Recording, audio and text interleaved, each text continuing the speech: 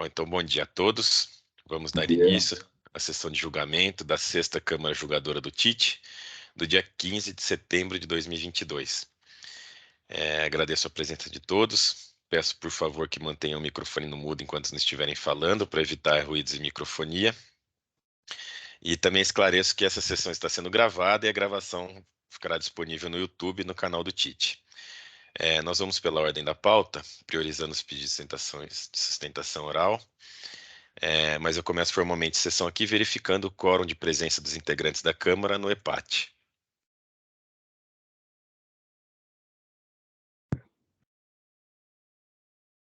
Só um segundo, Dr. Paulo.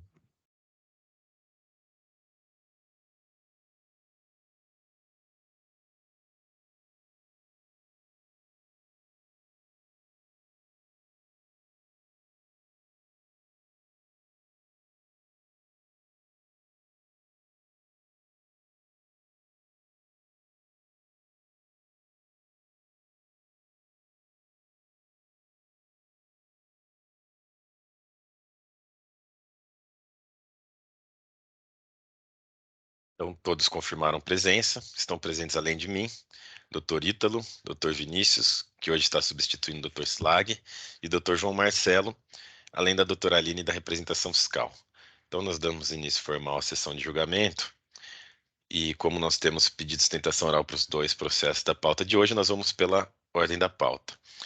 O primeiro caso é o do autuado Eletroredes S.A., auto-infração 4.111.897, é um recurso misto de relatoria do Dr. Ítalo, com pedido de sustentação oral pela doutora Fernanda Safreire Figliolo. Acho que é isso, né, doutora? Desculpa se eu falei errado o sobrenome.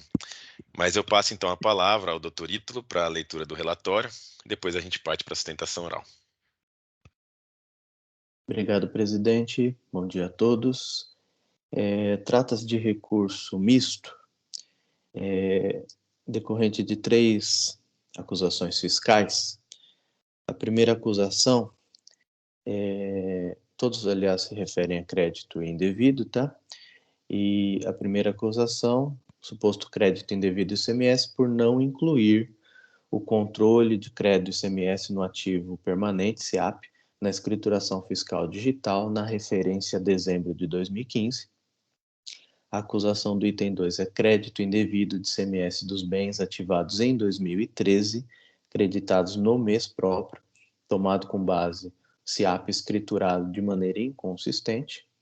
E o item 3, crédito indevido de ICMS dos bens ativados em 2013, creditado extemporaneamente, tomado com base em SEAP escriturado de maneira inconsistente. Então, a diferença dos itens 2 e 3 é o momento em que esses créditos foram tomados, destacando aqui que uma porção do item 3 ela foi cancelada, além de ter havido pela decisão de primeira instância o ajuste na questão dos juros, razão pela qual motivou também o recurso de ofício.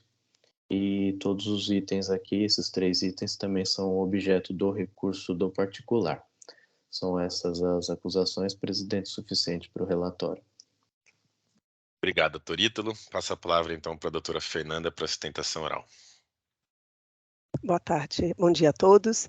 Eu queria tomar a liberdade de só fazer uma apresentação, só para ser mais fácil a análise. O caso, ele parece ser um caso simples, porque ele decorre as 3 autuações única e exclusivamente em relação a crédito do ativo imobilizado, mas existem algumas nuances sobre forma de escrituração que talvez a apresentação ajude de alguma forma, tá?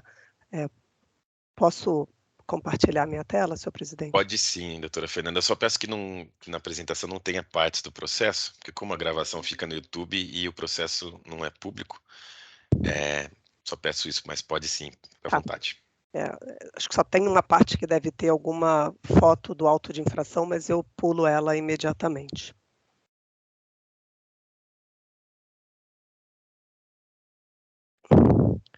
Eu não sei se os senhores estão conseguindo ver. Já está aparecendo aqui para mim. Está na forma de apresentação normal, né? Tá ótimo. Então aqui a gente já passa, só para explicar, né? A Elektro é uma distribuidora de energia, e como distribuidora de energia, né, a atividade dela é exatamente entregar energia aos consumidores, né, nas suas pontas de consumo, né, na sua grande maioria consumidores cativos e consumidores também livres.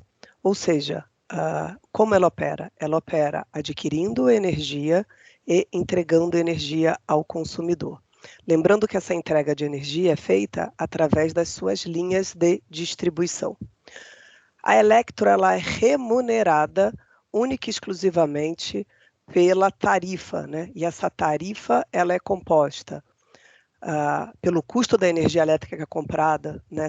Seja de empresas comercializadoras, seja de empresas geradoras, como também é remunerada pelo custo de operação da linha de distribuição, que é a famosa TUG, né? Para aqueles contratos onde ela entrega energia elétrica para consumidores livres, né, na medida em que nessa situação o consumidor livre não compra energia diretamente da Elektro, mas só usa a sua infraestrutura, ela é remunerada pela tarifa pelo uso do sistema de distribuição. Acredito que todos aqui saibam, mas todos esses valores, seja da tarifa na entrega da energia para o consumidor cativo, que engloba, né, esse binômio energia mais custo de distribuição, assim como a TUG, à época dos fatos, eram tributadas normalmente pelo ICMS, né? Hoje a gente tem a lei complementar nova que fez a exclusão da lei complementar 8796 em relação ao ICMS das tarifas, dos custos da distribuição e transmissão e eventuais outros encargos, mas é fato que à época dos fatos, isso aqui não era objeto de discussão e a operação era regularmente tributada. Ou seja, toda a receita da Elektro era tributada pelo ICMS.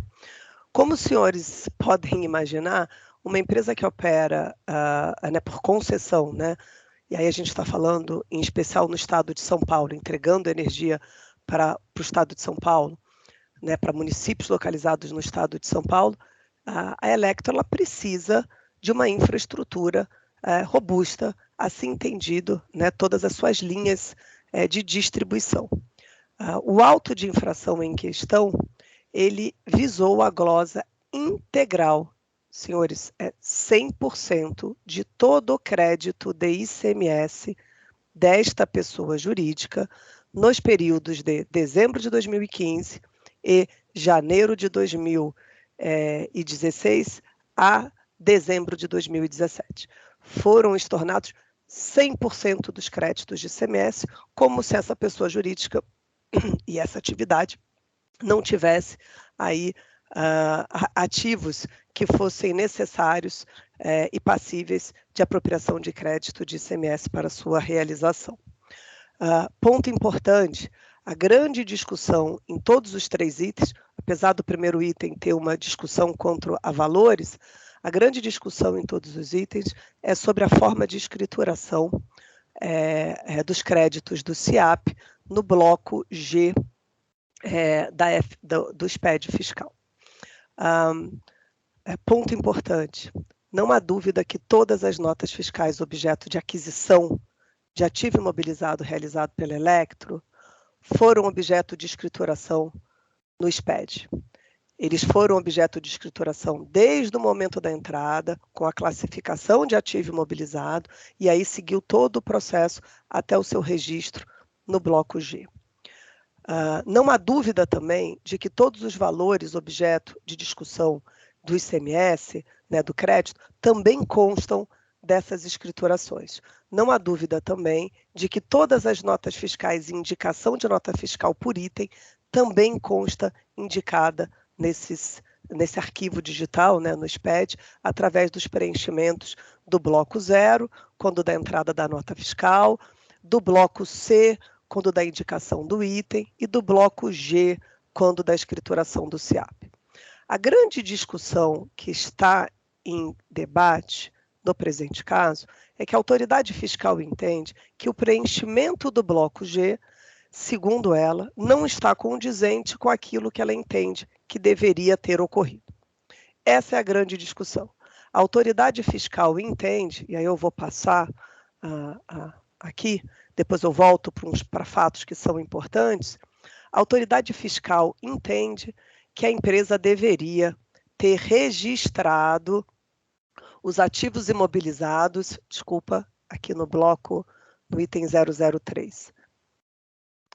Quando da escrituração dos seus itens, no manual, no bloco, no registro 0300. E a empresa utilizou o 0200. Bom, senhores, qual é a diferença deste cadastro? Tá?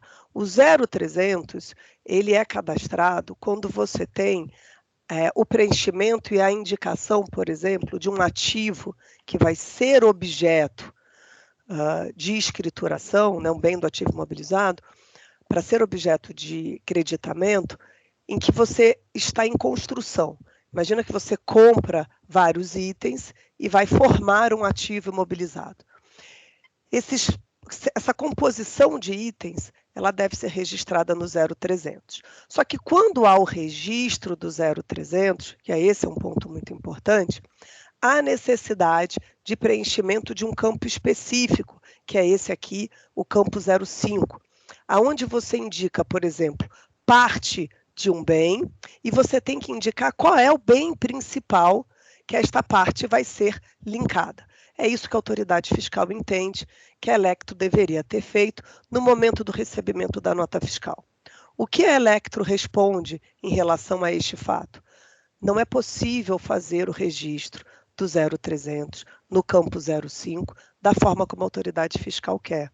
Porque quando a Electro, por exemplo, compra cabos, que são bens do ativo imobilizados e que serão fixados à linha de transmissão, à linha de distribuição, ela não sabe no momento dessa aquisição em qual ativo este cabo vai ser fixado.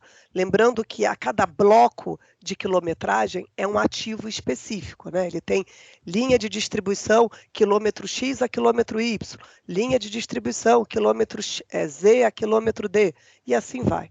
Então, quando ela recebe este cabo, ela não tem como indicar no bloco, no registro 0300, no código 05, porque simplesmente ela não sabe em que ativo ela vai colocar este cabo. Este cabo fica como ativo mobilizado, este cabo não é registrado crédito neste momento, o cabo só tem o registro do crédito no momento em que ele é fixado na linha de distribuição. E é óbvio, senhores, que isso é uma outra discussão do próprio auto de infração e muito debate, é que a empresa, quando ela compra, por exemplo, um cabo, ela compra 100 metros de cabo. E é óbvio que ela vai usar, durante o período dela, 20 metros num ativo, 30 metros em outro ativo. Então, ela faz o registro do crédito do ativo imobilizado no momento em que ela ativa e que ela usa essa porcentagem deste fio, por exemplo, num ativo determinado. Todas as notas fiscais e todas essas informações, elas constam do SPED. Entretanto, este código 05 não foi preenchido, o 0300, porque o 05, como se vê aqui, ó, OC, ele é de campo obrigatório. Quando eu registro o 0300 e digo que é um componente, automaticamente me abre o campo 05 para ser preenchido, e se não é preenchido, que é o que acontece no caso concreto, simplesmente o arquivo ele dá inconsistência, ele não é gerado. Então a empresa ela simplesmente não registra no 0300, mas ela registra todos os bens do ativo imobilizado no bloco 0 de abertura, no bloco G do CIAP, no bloco C125, então tudo isso foi feito, mas existe uma discussão quanto ao preenchimento de um campo específico. Bom, feitos esses esclarecimentos, o ponto importante aqui é que a empresa, além de ter outros documentos, né, além de ela ter preenchido o SPED, ela também possui um arquivo paralelo, que é um arquivo igualmente em termos de layout, da portaria CAT 25 de 2001, que é uma portaria que regulamenta a forma de escrituração do ativo imobilizado. Portaria essa que, no nosso entendimento, continua vigorando a despeito do bloco G do SIAP, né, e do SPED estar em vigor, apesar do manual da FD estar em vigor também. Inclusive, nós juntamos diversas soluções de consultas apresentadas recentemente que dizem expressamente que o SIAP, a portaria CAT 25, ela está aí vigorando. Então, a empresa, além de ter preenchido, né, o bloco G da forma que ele foi capaz, registrado todos os documentos fiscais, ela tem um arquivo paralelo onde ela controla igualmente todos os bens do ativo imobilizado. O que a autoridade fiscal entende? A autoridade fiscal entende que o fato da empresa não ter registrado o bloco 0 no registro 0300, houve inconsistência em relação ao bloco G e, por isso, o crédito inteiro do ativo imobilizado desta pessoa jurídica deve ser desconsiderado. Com que nós entendemos que não é cabível, na medida em que o crédito do ativo imobilizado não está condicionado a registro, né, no SIAP ou no controle do bloco G. Não significa dizer que nós não fizemos isso. Os controles existem, só não existem da forma que a autoridade fiscal quer, porque existe uma impossibilidade operacional de assim o fazê-lo, né? No caso concreto, a empresa tem não só o SPED sendo preenchido com todas as notas, mas também o layout da portaria CAT 21. E tudo isso lhe dá, sim, suporte para que a autoridade fiscal faça as verificações cabíveis para eventuais verificação de apuração desse crédito. Durante todo o processo, se os senhores foram ver, a gente está falando de mais de 100 mil páginas, foram juntados diversos documentos, né? Além de todos esses arquivos, foram solicitados 2 laudos. O primeiro laudo foi feito pela KPMG. Esse primeiro laudo foi feito para a KPMG de forma preliminar, única e exclusivamente para demonstrar uma precariedade da autuação, porque a autuação ela parte do princípio de que todos os bens do ativo imobilizado adquirido pelo Electro seriam componentes e que não foram registrados no 0300. Isso não é verdade, né? Existem ativos imobilizados que são bens por excelência, como, por exemplo, um transformador, como, por exemplo, um poste, né? Para esses ativos, houve a escrituração regular do crédito, né? E não há discussão. Então, esse primeiro laudo veio a só demonstrar que existem diversos ativos que tiveram seu registro corretamente indicado, inclusive no 0300, e que não poderia ser desconsiderado e não poderia ter sido desanalisado como foi feito. O segundo laudo, e aí foi feito pela Ernst Young, ele foi feito decorrente do primeiro julgamento que nós tivemos na Câmara Baixa, né? Só para os senhores saberem, nós já tivemos 2 inícios de julgamentos. O primeiro, que foi da relatoria da doutora Mara, foi solicitado a baixa do processo para que a empresa juntasse um laudo no prazo de 60 dias, aonde fosse feito um histórico e uma análise de todos os créditos do ativo imobilizado do período. E esse laudo deveria trazer todos os documentos necessários para suporte da apropriação de crédito. Esse laudo foi entregue e esse laudo foi feito. A autoridade fiscal foi aberto o prazo para que ela se manifestasse sobre esse laudo e ela simplesmente entendeu que não deveria, esse laudo deveria ser desconsiderado porque ele estava sendo apresentado após o momento da fiscalização. Também foi entendido que todos os documentos que a empresa juntou durante o processo, no decorrer do processo, também deveriam ser desconsiderados porque seriam intempestivos. Voltou o processo a julgamento, a doutora Mara pediu que o processo voltasse para ser baixado, para que fossem juntados os anexos do laudo da Ernst Young, porque a Ernst Young nós juntamos o resultado do julgamento, do resultado do laudo, né, com toda a sua redação, mas não foram juntados todos os documentos. Por isso que nós temos agora 100 mil páginas esse processo. Todos os arquivos que foram utilizados pela Ernst Young para a conclusão dela constam dos autos. O processo, mais uma vez, foi baixado em diligência para que fosse analisado estes arquivos e, neste mesmo momento, o presidente, à época da Câmara, solicitou uma outra diligência, tá? Que era uma análise do anexo 9, que consta também deste auto de infração. Só para os senhores entenderem, o anexo 9 é um ad argumentando para a glosa de crédito. ele glosou porque supostamente, tudo porque supostamente os arquivos eram inconsistentes, mas caso isso fosse superado, ele criou um arquivo 9, onde, estranhamente, ele analisou créditos e ativos imobilizados registrados, né, por nota fiscal, né, o que só demonstra que era, sim, possível fazer essa análise já naquele primeiro momento.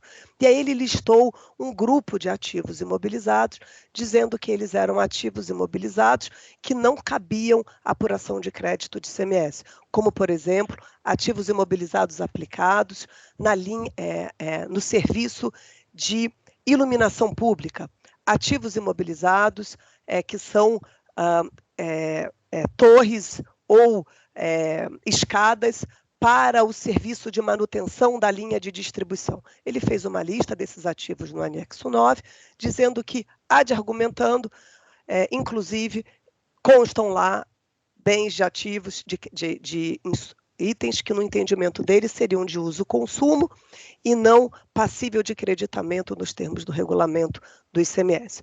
Só para os senhores saberem, em primeira instância, esse anexo, esse argumento foi completamente descaracterizado, porque apesar dele constar como argumento, né, do auto de infração, ele simplesmente não tipifica, não foi essa a capitulação legal utilizada para a glosa do crédito. Como eu disse para os senhores, foi só um ar de argumentando.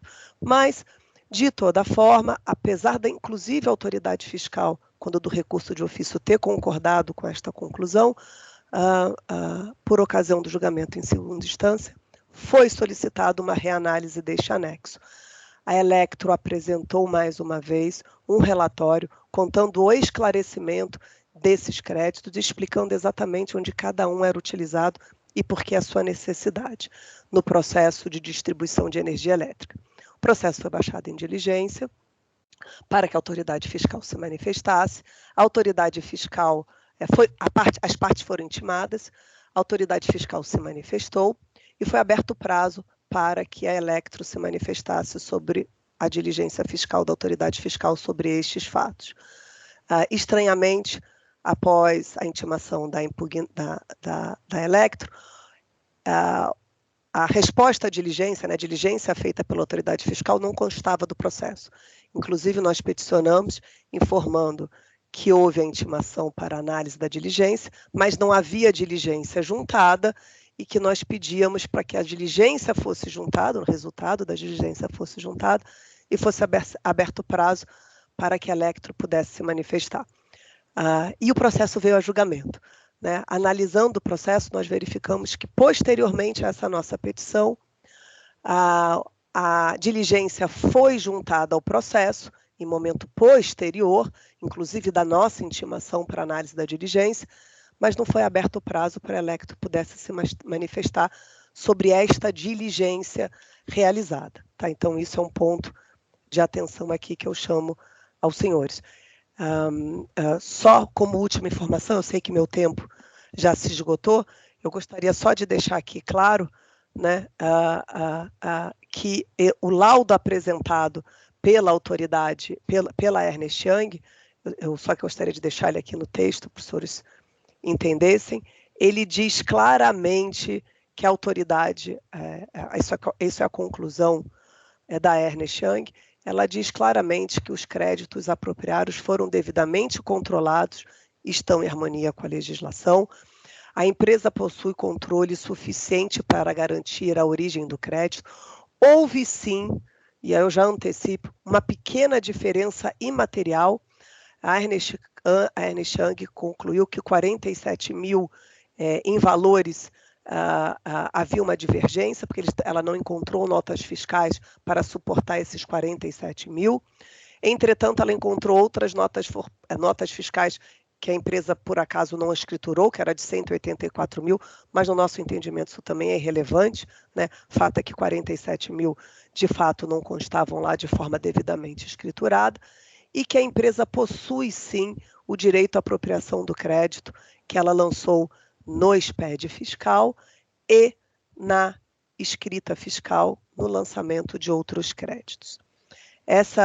Eu peço desculpas pela quantidade de informações, eu sei que o tema ele não é simples, apesar de ser um só, mas ele acaba tendo muitos documentos e essa é a dificuldade, talvez, da análise desse processo. Obrigado, doutora Fernanda, pela sustentação oral. Passo a palavra para o relator, doutor Ítalo.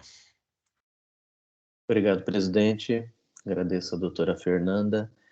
De fato, é um caso complicado, sim, por isso demandou esse tempo necessário, né, para esses esclarecimentos. E eu vou ao voto, tá? Preambularmente, registre-se que a recorrente, em petição de folhas 101.004, 101.005, explica que foi intimada para manifestar quanto ao retorno dos autos da diligência, mas que os autos foram encaminhados à diretoria da representação fiscal sem parecer da diligência. Assim, requereu que fosse intimada novamente quando da juntada do parecer da diligência. Evitando possível alegação de nulidade processual, manifesto-me explicitamente quanto a tal pleito, indeferindo de plano. Isso, pois, a diligência determinada pela 7ª Câmara Julgadora foi destinada à própria recorrente, não havendo lógica em se manifestar sobre a diligência que ela mesma cumpriu e não havendo previsão legal para que se manifestasse em réplica ao parecer da representação fiscal. Ainda que a recorrente pretendesse se manifestar incidentalmente, seja em relação à manifestação do AFR, cumprindo em colaboração à diretoria da representação fiscal, seja em relação ao próprio parecer da representação fiscal, diz que a atuação processual da recorrente, manifestando-se em todos os momentos processuais a revelia da regular marcha processual e, logicamente, independente de intimação para tanto, denota que, se quisesse, teria se manifestado também nesse instante processual, independente de formal intimação para tanto, que, repita-se, não é o caso. Então, estou indeferindo esse ponto. Acho que tem algum microfone aberto. Se puder explicar, obrigado. Passo ao recurso de ofício. O julgador ACO, em decisão fundamentada, julgou parcialmente procedente o item 3, excluindo aí alguns valores, e quanto aos juros, também afastou em razão de decisão judicial. E digo que não há controvérsia a ser dirimida. O próprio autor do feito, por oportunidade de manifestação, dispôs que reconhece como correto o valor tal, e apresentou os valores ajustados no processo. Então, com relação à questão quantitativa, não havia dúvidas.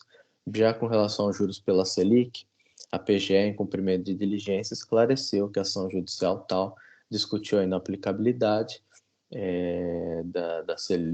de juros superiores à Selic, inclusive para lançamentos futuros, inclusive com trânsito em julgado da decisão.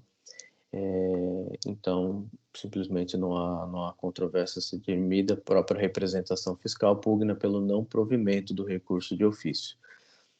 Inclusive com relação à Selic, exatamente por essa questão, por já ter sido solucionada desde a primeira instância, eu não falo mais sobre ela por ocasião do recurso ordinário. Então, aqui estou opinando pelo conhecimento e desprovimento do recurso de ofício. Passo então ao recurso ordinário, que são realmente os 3 itens aí, todos relativos ao crédito indevido. Defende a recorrente preliminar a nulidade da decisão recorrida por suposta omissão quanto à precariedade do auto de infração. Digo eu, sem maiores digressões, que sem razão a recorrente, pelo que se extrai em rigorosa leitura da decisão recorrida, houve pelo julgador ACO a minuciosa análise de todos os fatos e provas trazidos aos autos administrativos até aquele momento processual, inclusive promovendo o adequado saneamento do feito, com conversão de diligência e ajustes no lançamento de ofício, afastando, no seu entender, a premissa acusatória subsidiária e reduzindo o auto de infração quanto ao principal, bem como ajustando os juros pela Selic. Frise-se no ponto que o aperfeiçoamento promovido pela autoridade julgadora não se traduz na materialização da alegada precariedade do auto de infração, só verificada se, somente se, não fosse possível identificar e expurgar do lançamento as porções ou rubricas que se revelassem inadequadas. Quanto à apreciação de provas, registra-se que o julgador de piso, valorando-as a seus critérios, referiu-se por diversas vezes ao laudo técnico, destacando não se tratar de ignorar os documentos fornecidos pela recorrente, mas de valoração das provas que compõem os autos, no sentido de o julgador conferir juízo de valor positivo aos documentos produzidos pelo fisco, em detrimento daqueles produzidos pela recorrente.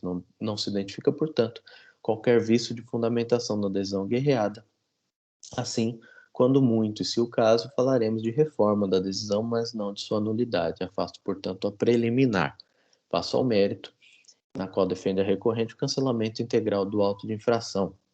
Quanto ao item 1, referente ao creditamento em dezembro de 2015, no valor de R$ 2.090, explicou a recorrente, abro aspas, que o valor em comento diz respeito a créditos apurados no mês de novembro de 2015, compostos de créditos extemporâneos nos períodos anteriores de crédito no mês corrente, que não foram integralmente apropriados naquele mês na GIA no CFOP 1604, e que, apesar de informar na FD, referente a novembro de 2015, o valor total do crédito, essa apropriou-se apenas parcialmente do montante declarado, razão pela qual procedeu o registro do valor remanescente na GIA relativa a dezembro de 2015, que aqui é o objeto da autuação. Explica a recorrente com maior exatidão, e eu transcrevo todas as explicações. Importa aqui consignar que a recorrente bem afirma que no mês de dezembro, portanto, não houve apuração de nenhum valor de crédito do CFOP 1604, a não ser do saldo remanescente não aproveitado, relativo ao mês anterior, demonstrando o que alega em planilhas colacionadas às folhas tais. Digo eu que aritmeticamente diferente do que fundamentado pelo julgador ACO, de que é possível compreender a composição do crédito tomado em dezembro de 2015. Ocorre que, em aspectos formais, e conforme já defendido pelo julgador ACO, tem-se que o lançamento feito na GIA deveria corresponder àquilo que constava na FD através da escrituração do SIAP, que é o instrumento adequado elencado pela legislação, a partir do qual se verifica o valor de CMS a ser creditado em cada mês de apuração.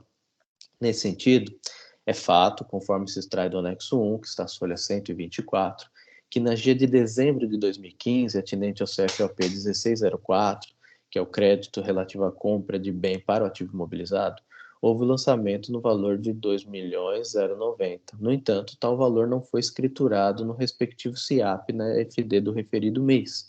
No ponto, correta a representação fiscal afirmar que, para que se tornasse legítima a apropriação do crédito, a autuada deveria observar o que dispõe o parágrafo 1º do artigo 61, Portaria CAT 147/2009. Não fazendo, a autuada impossibilitou a verificação de legitimidade dos referidos créditos, repercutindo necessariamente na glosa dos mesmos. Digo eu que, no caso em concreto, não se trata de mera prevalência de forma sobre conteúdo, minorando a necessária persecução da verdade real. Isso, pois, conforme já se afirmava o autor do feito, todo o crédito fiscal relativo às aquisições dos bens destinados ao ativo imobilizado, lançado no CFOP 1604, foi glosado até a referência de novembro de 2015, em sua totalidade através de outro auto de infração, 40.084.068, de modo que, materialmente, a legitimidade dos créditos não são incontestes, frisando que os créditos no período de novembro de 2014 a novembro de 2015, que supostamente integrariam o aproveitamento extemporâneo tomado em dezembro de 2015,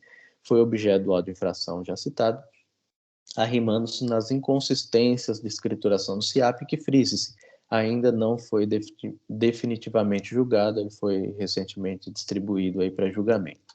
Assim, não se trata de meramente admitir-se como correta a composição aritmética dos créditos tomados extemporaneamente, sem que, materialmente, se constate a legitimidade dos créditos e que reforce, não foi possível em razão de não se promover a regular escrituração do SIAP na FD, frisando que a recorrente foi, ao tempo da fiscalização, formalmente notificada a irregularidade, permitindo-lhe providenciar substituições do arquivo FD, o que não ocorreu, reduzindo-se a recorrente a defender a legitimidade de seus créditos. Dispõe a recorrente que, no caso, o único empecilho ao reconhecimento desse crédito seja a ausência de comprovação dos valores, seja o feito convertido em diligência para que não reste dúvidas da legitimidade. Digo eu por indeferir tal pleito. Isso, pois, o feito administrativo já tramita há 4 anos, com inúmeras oportunidades processuais conferidas à recorrente. No ponto, conforme bem frisado pelo Dr. Inácio, no julgamento anterior, o contribuinte já teve a oportunidade de sanear os arquivos relativos à FD durante a fase de fiscalização, apresentou o laudo de sua defesa, a réplica, A manifestação outra manifestação em contraposição ao AFR. Assim, ao longo do processo, não faltaram oportunidades da autuada de exercer seu direito de defesa. Por fim, quanto a esse item, defende a recorrente que agiu em completa boa-fé. Digo eu, ainda que defenda a ausência de prejuízo ao erário, digo sem razão a recorrente, frisando que se aplica que o caso do artigo 136, ou seja, a responsabilidade por infração independe da intenção do agente. Assim, estou opinando aqui pela manutenção do item 1.1 do auto de infração. Passo então aos itens 1.2 e 1.3, referindo-se respectivamente aos créditos do crédito indevido do ICMS de bens ativados em 2013, diferenciando só com relação à forma, ao período de creditamento, o item 2, aqueles créditos tomados no mês próprio, e o item 3, aqueles creditados extemporaneamente. Registre-se, conforme a acusação fiscal, que a inconsistência decorre do desatendimento das regras definidas no Guia Prático de Escrituração Fiscal Digital, conforme ato COTEP 9 de 2008 e alterações. Nesse sentido, teria havido movimentação de bens na forma de imobilização individual, indicada no código IM do registro G125, mas que se referiam a documentos fiscais que continham vários itens, registros G130, G140, razão pela qual tal inconsistência na escrituração do bloco G do SIAP teria impedido que a fiscalização identificasse a vinculação direta e certa entre o bem ativado e o correspondente item no documento fiscal, de modo a aferir-se o valor apropriado de crédito a título de imobilização efetivamente tinha suporte. Aduz a recorrente que não houve a não escrituração do SIAP. O que houve é que o próprio sistema da FD não permite a recorrente a escrituração dos componentes adquiridos da forma pretendida pelo fisco, daí a autuação da integralidade das parcelas de 1,48avos ao período de janeiro de 2016 a novembro de 2017 dos créditos ativos em 2013. Defende a recorrente também, abro aspas, que as planilhas elaboradas pela recorrente contêm toda a composição detalhada do crédito, decorrendo da aquisição de ativo mobilizado no período, e possui ainda, que em layout diferente, todas as informações de que trata a portaria CAT 2501, frisando-se ainda ser possível a substituição do SIAP por outro controle de crédito traduzido nas citadas planilhas. Ainda defende que não deixou de escriturar o bloco G, frisando que há o registro completo de todos os bens, número 0300, bem como a abertura e observando de todos os registros do bloco G para esses bens. Não há, nesses aspectos, nada que pudesse ser entendido como incompleto desacordo, como alega o auto de infração e confirma erroneamente a decisão recorrida. De outro lado, por impossibilidade técnica já explanada, a recorrente não logrou êxito em efetuar o registro no 0300 e nos registros 025 125 do bloco G, dos componentes que adquiriu que farão parte de bens a serem construídos pela recorrente, fecho aspas. Digo eu, relativamente às provas, destaques que a recorrente apresenta laudo, as folhas 55, 482, 55, 539, com anexo às folhas tais, e esse aqui eu digo eu que não se presta como elemento probatório, que se contraposto aos itens 1 e 3, 1.2 e 1.3, eis que elaborado antes da lavratura do auto de infração e referindo-se a outro auto de infração. Nesse sentido, corretamente dispôs o julgador a qual que os laudos técnicos apresentados nos documentos 3 e 3.a, 3,a, ainda justificam a irregularidade cometida pela Eletro, pois se referem propriamente ao auto de infração tal, atinente ao período de apropriação do crédito de janeiro de 2011 a novembro de 2015, bem como se trata de bens adquiridos em 2007 a 2010, cujo escopo de trabalho não abrange o período de acusação. Após a defesa, a recorrente complementou suas provas, apresentando planilhas de controle de folhas tais, 56.000 até 67.000, dispondo que, em substituição à mencionada escrituração, elaborou planilhas internas de controle e composição dos créditos ativos mobilizados no período, exatamente nos termos dispostos no artigo 1º, parágrafo 3º, item 2 da Portaria CAT 25/2001. E, em petição subsequente, junta laudo técnico de folhas tais, depois novo laudo técnico de folhas tais e complementa com os anexos de folhas 68.000 até 100.000, que não constaram da juntada original. Toda citada documentação trazida a confronto foi contraditada pelo autor do feito em diversas manifestações fiscais, promovidas em razão de diligências sucessivas, permitindo-se o regular e necessário saneamento do feito.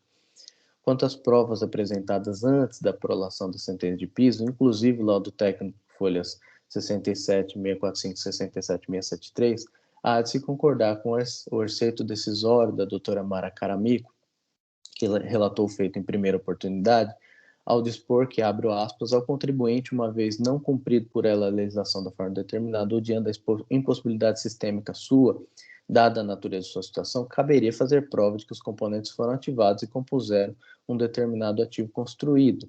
Esta prova foi inicialmente demonstrada de forma precária no laudo da Price, que avaliou por amostragem 30 ativos, sendo 25 deles construídos e 5 adquiridos inteiros, já prontos para serem utilizados. Nesse laudo fica claro que houve o registro dos componentes em outros itens do bloco G e não os 300 ou 125. Porém, a mim não fica claro quais os bens a que eles se referem, ainda a avaliação é por amostragem. O que, digo eu, justificou a elaboração juntada de outro laudo, de folha 68062 e 68077, e sua complementação com anexos.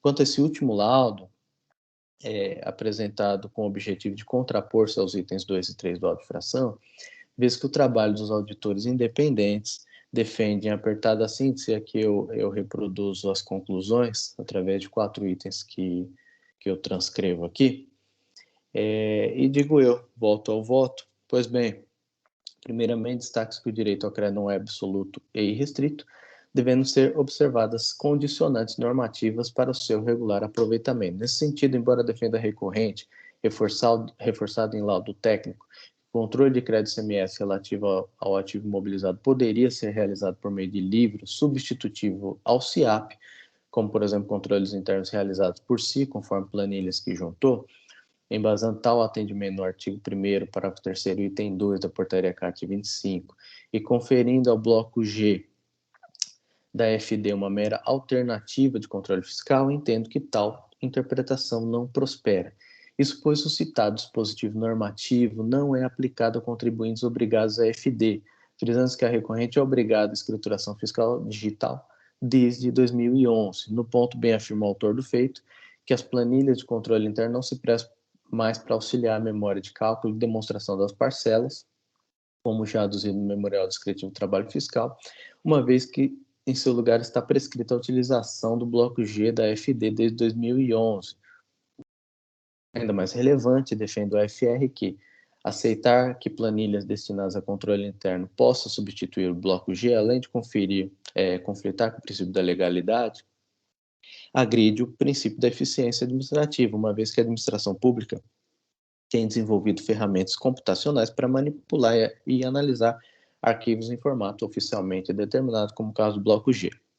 Digo eu, ora, como exigir que a autoridade fiscal manipule e audite controles internos imensos de forma manual, quando deveria o contribuinte normativamente obrigado promover a regular alimentação do bloco G da FD. Destaque-se que, diferentemente do que afirma a recorrente, não há, pelo órgão consultivo da Fazenda, chancela procedimento adotado pela recorrente, destacando-se que, ainda que vigore a portaria CAT 2501, é certo que as obrigações acessórias relativas ao CIAP, que deveria ser cumprido pela recorrente, são aquelas contempladas no ajuste CINEF 8 de 97 posteriores alterações. O bloco G da FD consta no inciso 3 da cláusula 1ª do mencionado ajuste. Em suma, equivoca-se a recorrente ao afirmar que, mesmo sob a égide da vigência do bloco G, ou seja, depois de 2011, pode-se valer da portaria CAT 2501 e, portanto, não há necessidade de apresentação do bloco G.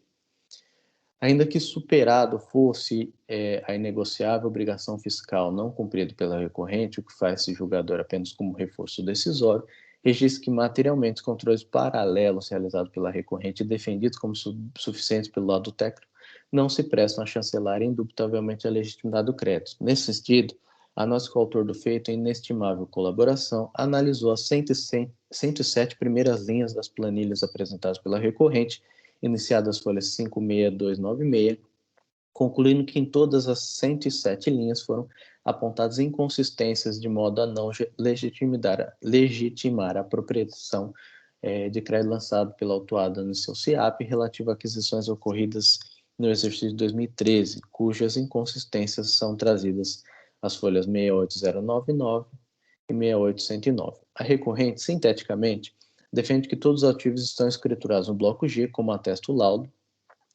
apenas não estando registrados na entrada do componente, mas quando a sua efetiva ativação ao bem principal. No entanto, as inconsistências permanecem, impedindo a rastreabilidade dos componentes utilizados na ativação dos bens.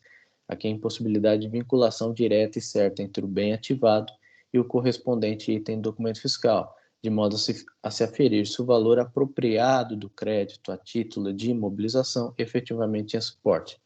Nesse sentido, o autor do feito em última manifestação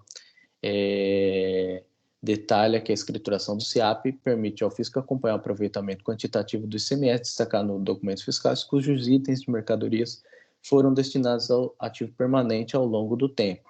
E as informações que identificam o documento fiscal, campo 4, 5, 6, 7, todos do registro G130, associados ao número do item da mercadoria, é possível viabilizar com eficiência tanto a verificação da existência jurídica do crédito, quanto ao seu limite, ao se confrontar as informações do CIAP com base de dados das notas fiscais eletrônicas. Outro sim, a previsão do código do item, do campo, código do item no registro 140 do CIAP, associado a outros campos, permite, em confronto com o documento fiscal, analisar a natureza do bem e mercadoria adquirida, pois o registro 0200 traz informações, dentre outras, da descrição do item, seu código NCM, unidade de medida e outras informações necessárias. Em arremate, dispõe o autor do feito que nas planilhas apresentadas pela recorrente não constaram informações necessárias para a identificação do documento fiscal e seu cruzamento com a base de dados da nota fiscais e documentos impressos. Não foram informados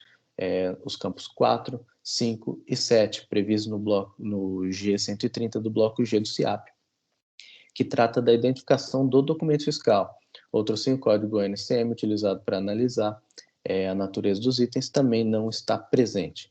Anote que o fisco, quando da autuação, expôs sua tese, a recorrente em defesa e manifestações posteriores apresentou sua antitese, a síntese desse julgador, corporificando seu livre convencimento motivado, arrima-se em evidente constatação trazida pelo AFR, no sentido de que é impraticável o fisco homologar exaustivo e manualmente cada parcela do imposto creditado, senão com a utilização de recursos propiciados pelo SPED, em respeito aos princípios constitucionais da legalidade e da eficiência. Digo eu que o simples fato de a recorrente ter apresentado planilhas de controles internos na minha visão equivocada, reinterpretação da norma aposta, não constando de tais planilhas informações necessárias para a identificação do documento fiscal e seu cruzamento com a base de dados da nota fiscal e os documentos impressos, impede que se chancele a legitimidade dos créditos tomados, ainda que tal procedimento tenha sido ratificado em laudo técnico.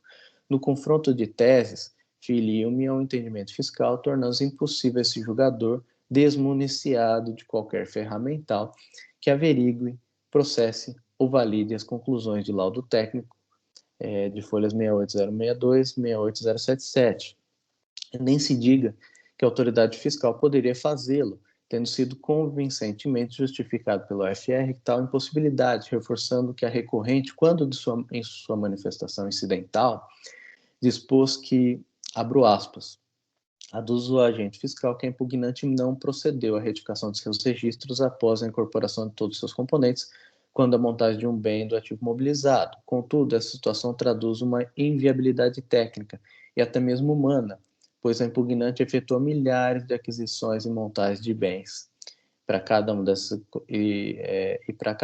se para cada uma dessas aquisições a impugnante tivesse que efetuar a retificação de seus registros na FD, a impugnante certamente fecharia as portas, pois é a situação claramente impossível de ser concretizada. Isso está as folhas 56287. Parece-me, pois, paradoxal que a recorrente não pudesse promover a retificação de seus arquivos magnéticos, porquanto, em suas palavras, humanamente inviável, mas exigisse que sobre seus controles paralelos houvesse pelo físico uma pormenorizada análise e validação. Embora destaque a recorrente que não ter efetuado registro dos componentes quando sua entrada no 0300 bloco G mais no 0200, por impossibilidade técnica a seguir melhor explicada, em controvérsia que essa falha não ocasionou o registro indevido crédito do ICMS, tampouco fez com que seus arquivos fossem imprestáveis, incisivamente defendendo que seus registros são rastreáveis, inclusive promovendo explicações técnicas para tanto, reitere-se que o modo como produzidas as provas, inclusive após a interposição do recurso, em razão do cumprimento aqui de diligência, não lhes confere adequada confiabilidade, não contribuindo ao convencimento do julgador. De start, ante a imprestabilidade de seus controles internos, seja em razão de selos produzidos à marginalização, seja em razão de não ser possível validá-los por ausência de informações necessárias próprias do CIAP e da FD, opino por manter os itens 1 e 2. Subsidiariamente, defende o cancelamento da penalidade por suposta não subsunção da norma sancionadora ao presente caso, sem razão recorrente. Quanto à capitulação da multa, vez que o dispositivo sancionador adotado revela-se assertivo ante a ausência de hipótese infracional mais adequada prevista nas alíneas anteriores, recaindo a conduta na hipótese penal residual normatizada. Não há frises qualquer ilegalidade na existência da hipótese infracional genérica, intentando alcançar toda conduta que porventura não se amolde a outras hipóteses infracionais. Assim, afasta-se o argumento de ofensa ao princípio da tipicidade cerrada. Em suma, reconhecido cometimento infracional relativo a crédito devido e não relacionado ao cumprimento de suas obrigações acessórias, não haverá como ser afastado o consequente penal que lhe foi imposto. Quanto ao afastamento da multa, cito aqui o artigo 28 da 3457 como limitador a esse argumento de confiscatoriedade. Quanto à play de relevação da multa pelo 527A, indefiro. Entendo que as infrações relativas a crédito devido implicam indiretamente na falta de pagamento do imposto e, ao meu sentir, obstam a aplicação da benesse legal.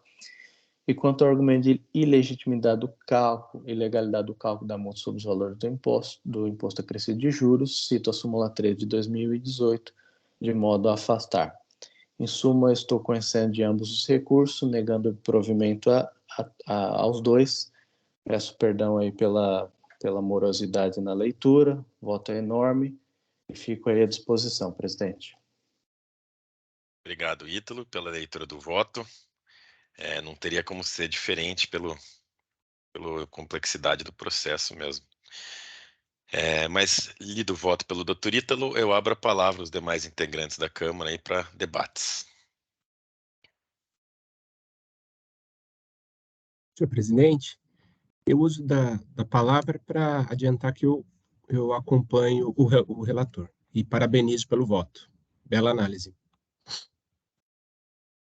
Obrigado, Dr. João Marcelo. Alguém tem mais alguma consideração? Não. Perfeito, eu também vou acompanhar o voto do Dr. Ítalo, então, não havendo mais manifestações, eu encerro os debates e verifico o quórum de votação.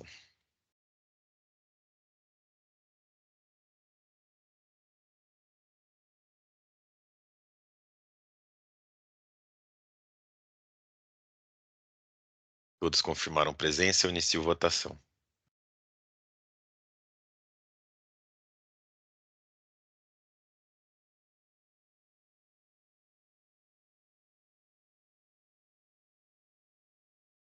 Todos votaram, eu encerro a votação. Então, doutora Fernanda, o voto do Dr. Ítalo foi acompanhado na unanimidade, no sentido de conhecer e não prover o recurso ordinário e conhecer e não prover o recurso de ofício. Agradeço a presença no dia de hoje e desejo um bom dia. Obrigada, bom dia a todos. E assim nós encerramos o julgamento do caso Eletroredes S.A.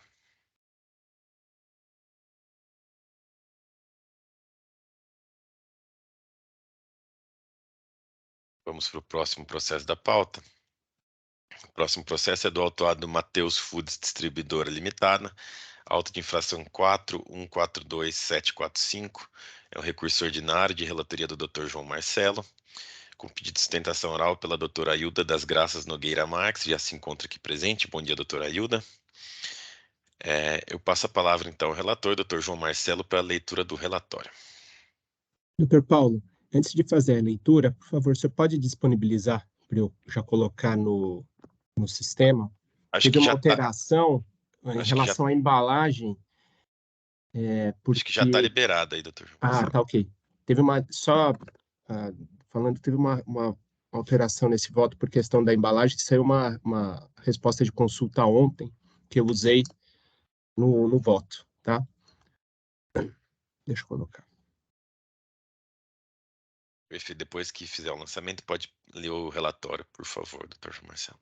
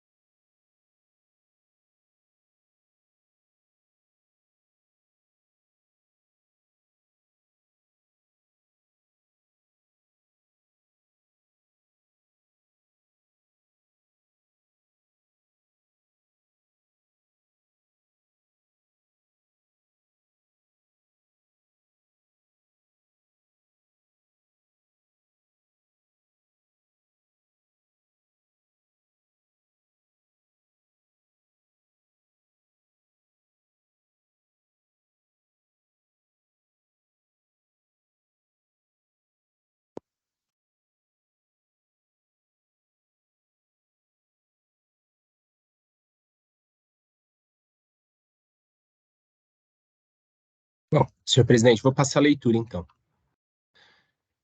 Trata-se de recurso ordinário, as folhas 1522 e 1555, ofertado pelo contribuinte em face da decisão de primeira instância, as folhas 1498 e 1555.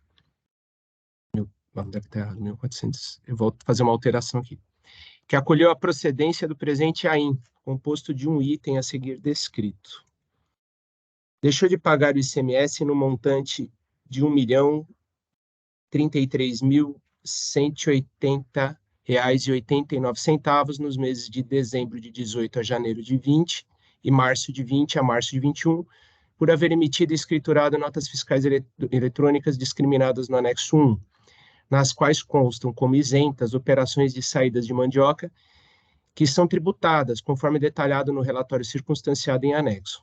Nas referidas notas fiscais eletrônicas, as operações de saída de mandioca foram indevidamente consideradas isentas, com base no artigo 36, inciso 1º do anexo 1 do RICMES 2000.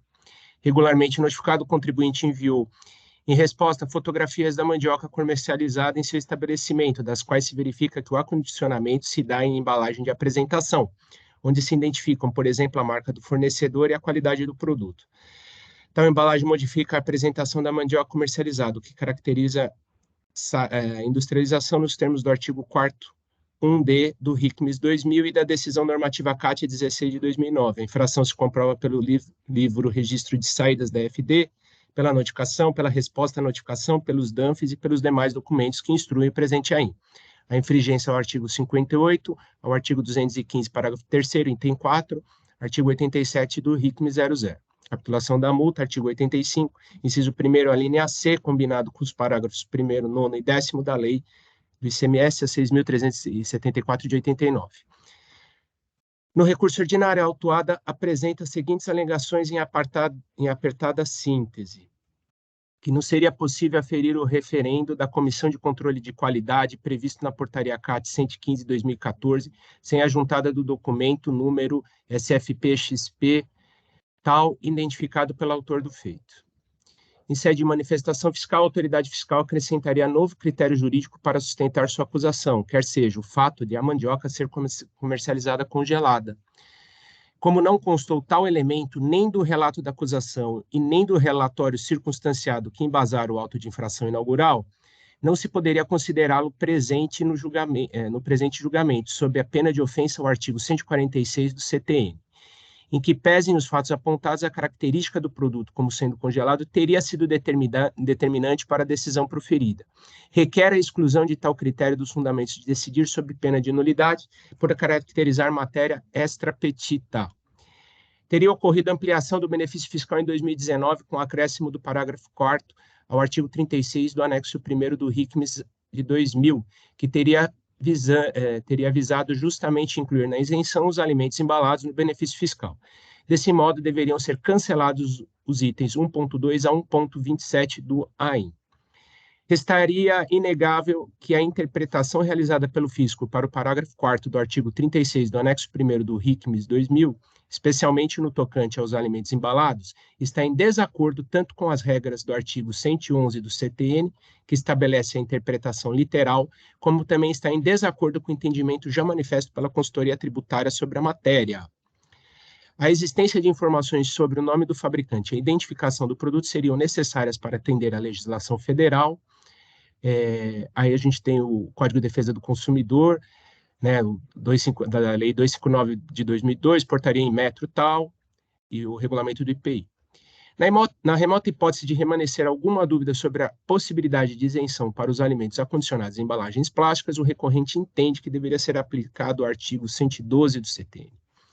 Em razão da interpretação dada ao fisco aos fatos, teria sido desaplicado o benefício previsto no artigo 36 do anexo 1º do RICMES, que trata da isenção, e aplicado o benefício previsto no artigo 39 do anexo 2 do RICMES 2000, que trata da redução de base de cálculo. Ocorre que o benefício do artigo 39 estabelece uma série de exigências e restrições para sua aplicação. Especificadamente, o fisco teria considerado uma única AGI entregue com atraso para desconsiderar o benefício para todo o ano de 2020, com amparo no item 4º do parágrafo 1º do artigo 39 do anexo 2º.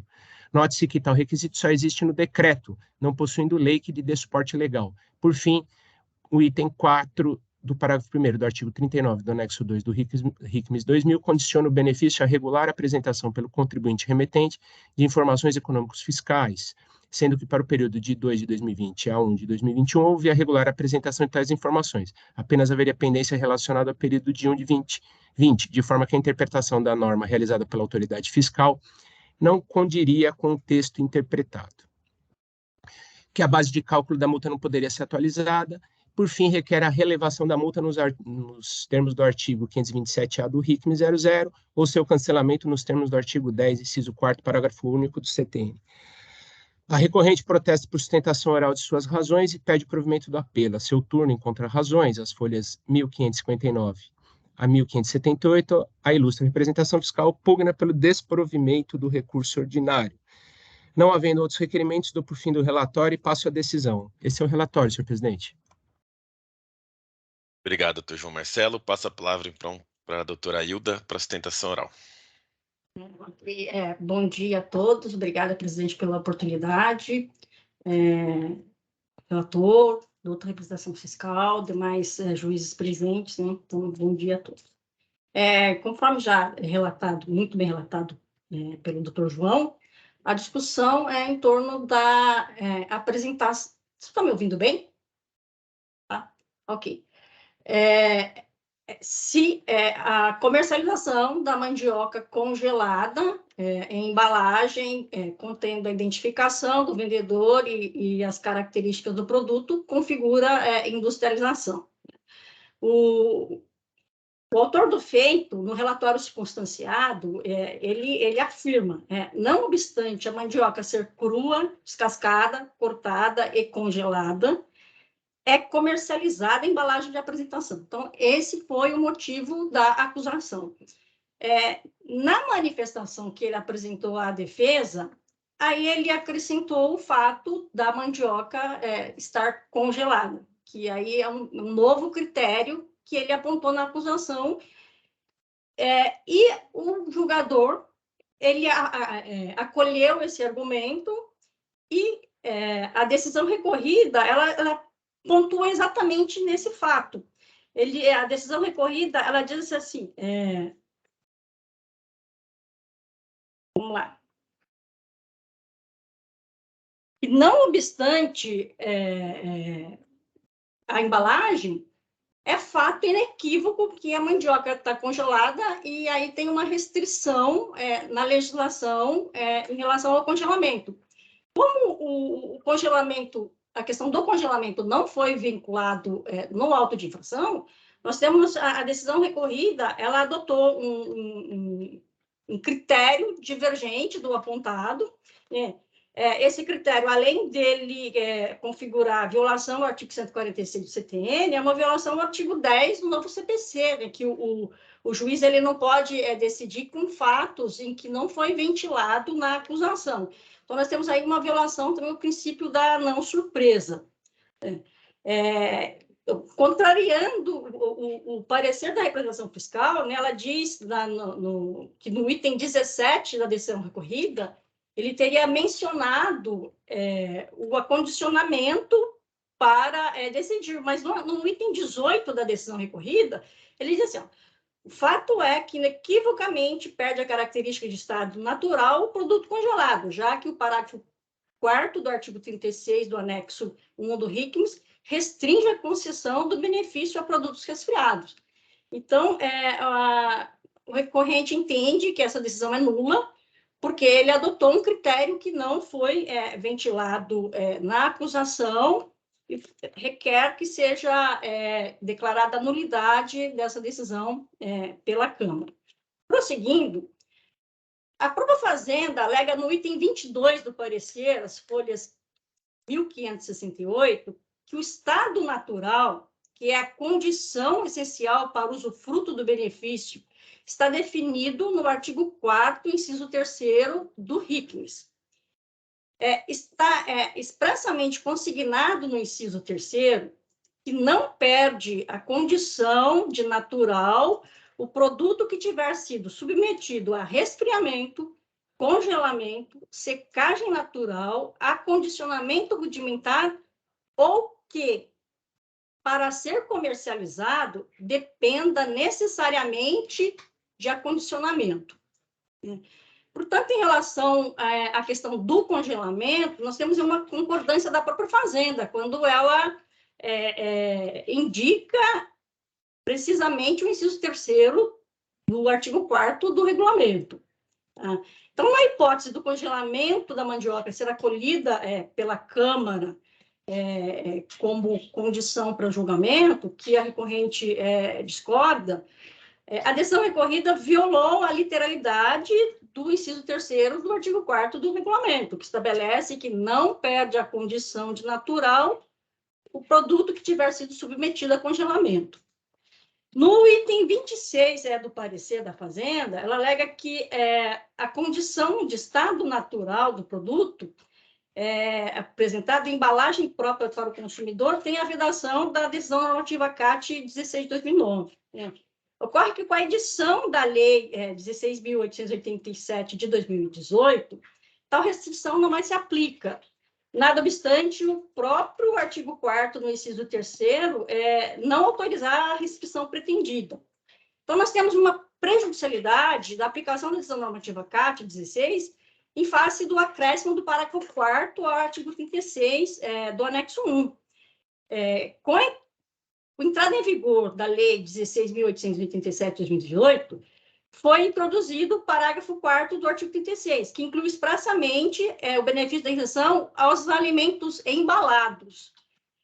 Não consta na lei qualquer ressalva quanto ao tipo de embalagem, se rudimentar ou de apresentação, conforme entendeu a decisão normativa CAT 16 de 2009.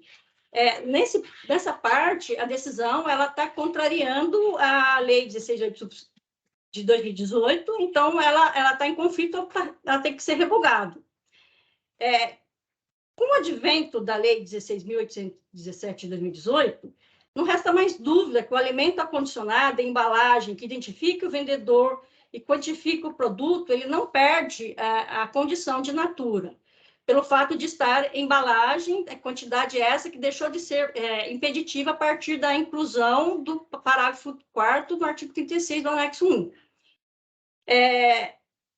Não obstante a Lei 16.887 de 2018 não vincular qualquer restrição quanto ao tipo de embalagem, está expressamente consignado no artigo 4º, inciso 3º do RICNS, que não perde a condição de produto natural o produto que, para ser comercializado, dependa necessariamente do acondicionamento.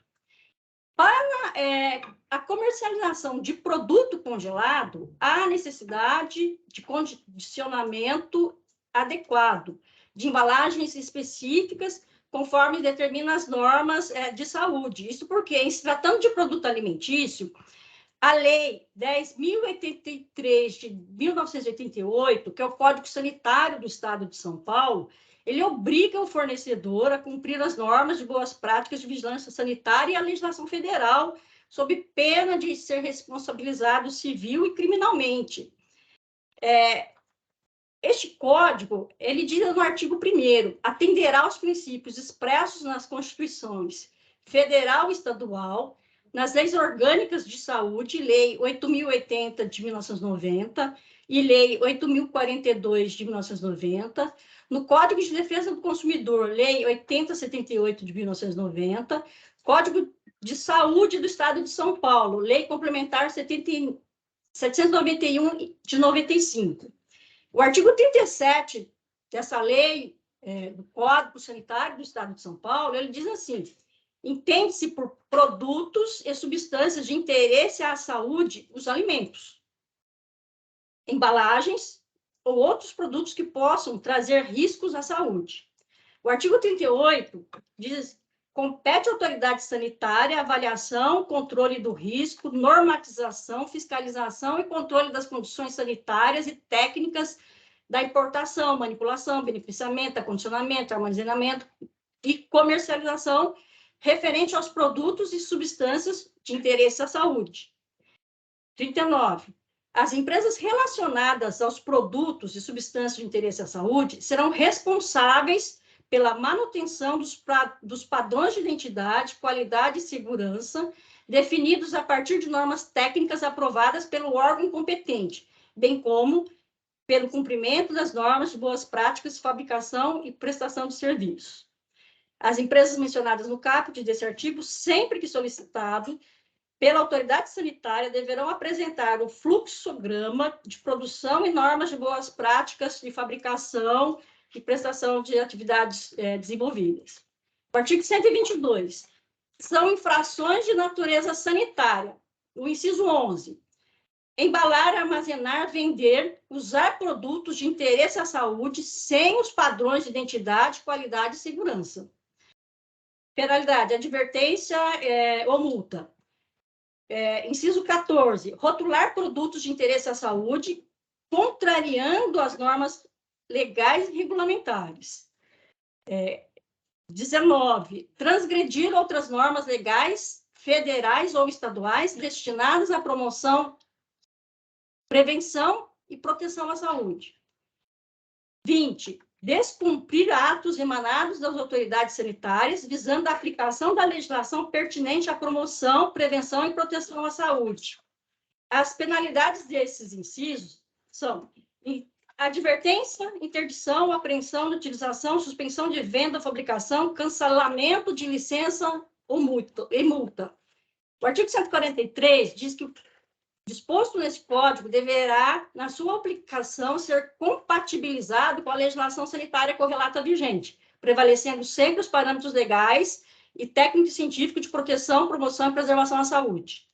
144. Na ausência de norma legal específica prevista neste código e nos demais diplomas federais e estaduais vigentes, a autoridade sanitária, fundamentada em documentos técnicos reconhecidos pela comunidade científica, poderá fazer exigências que assegurem o cumprimento do artigo 2º deste Código. Então, excelências, o contribuinte para comercializar produto alimentício, ele precisa, sob pena de ser preso, observar as normas de segurança sanitária.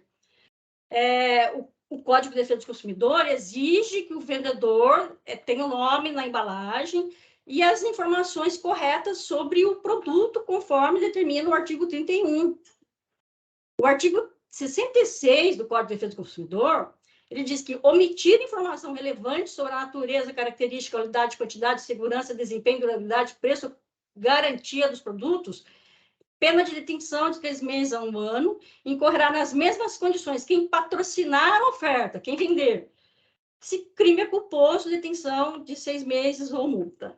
Então, o contribuinte ele tem que observar as normas da Anvisa, no caso o RDC 259/2002, a portaria 157 de 2002 do Inmetro, o artigo 4º, 6º, parágrafo 2º do regulamento do IPI, ele diz que não considera industrialização o acondicionamento de apresentação e embalagem que contém as informações técnicas de observância das normas técnicas vigentes. O recorrente ele tem que atender às normas do Código de Consumidor, da portaria do Inmetro e da vigilância sanitária.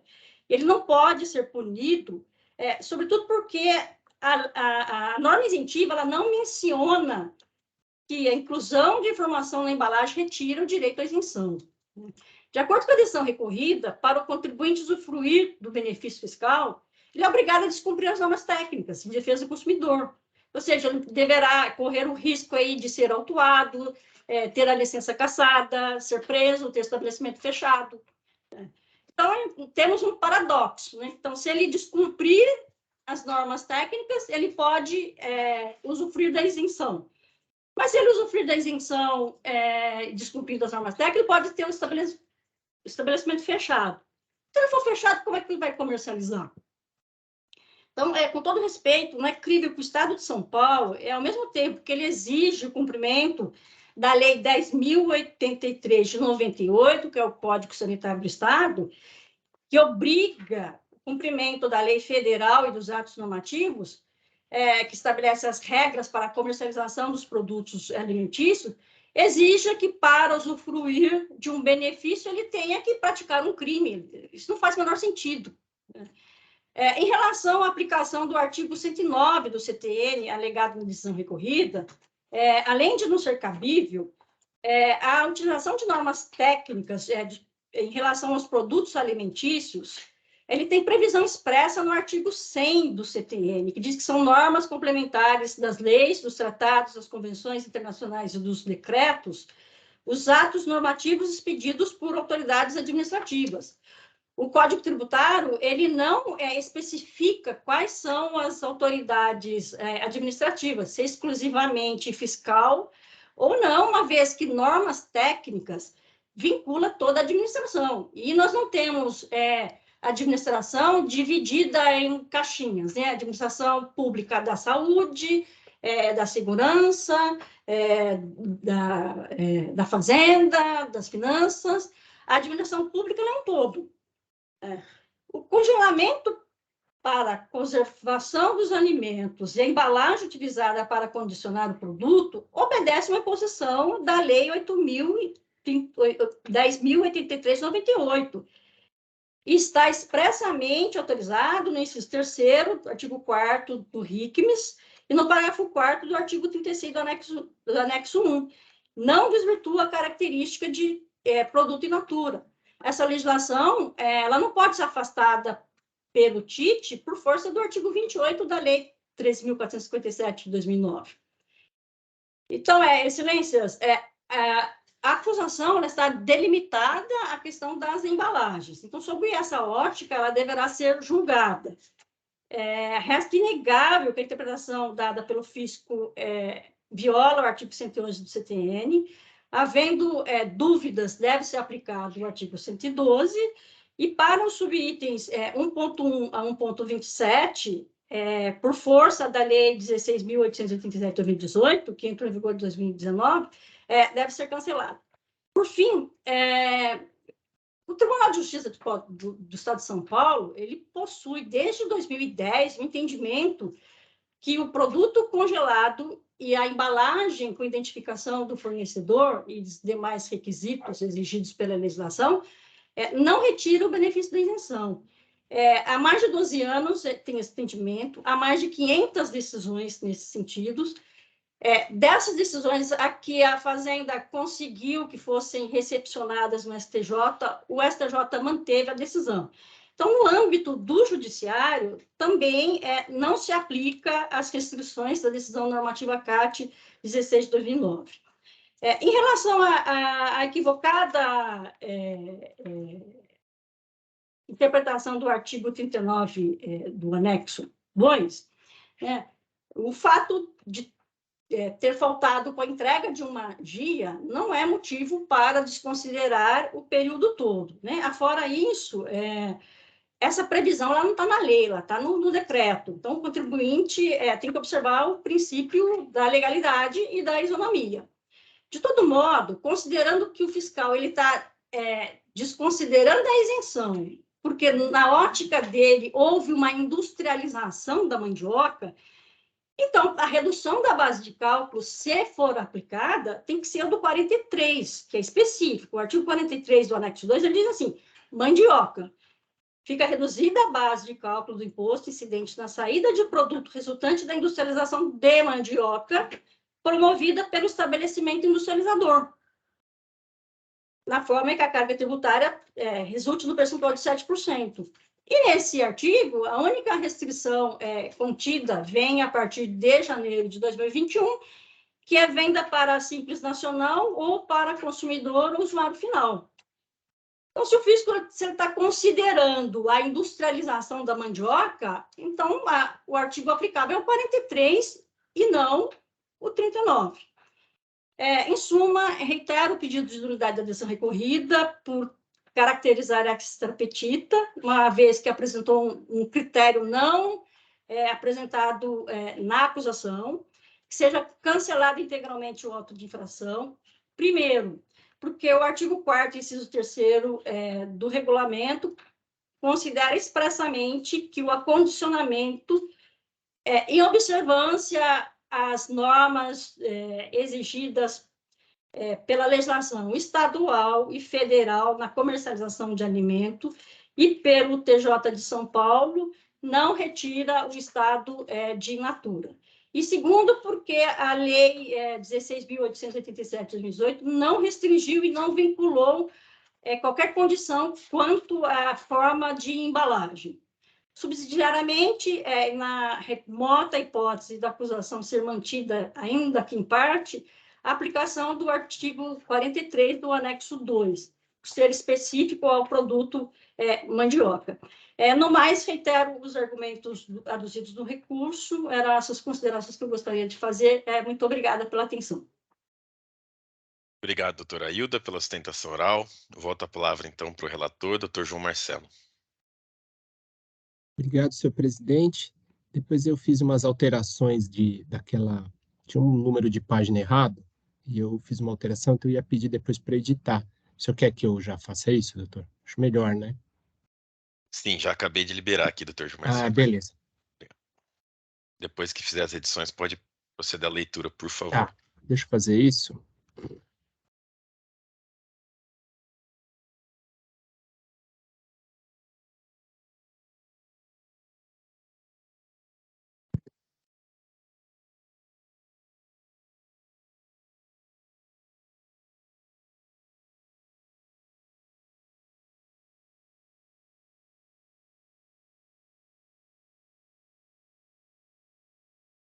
Tudo bem.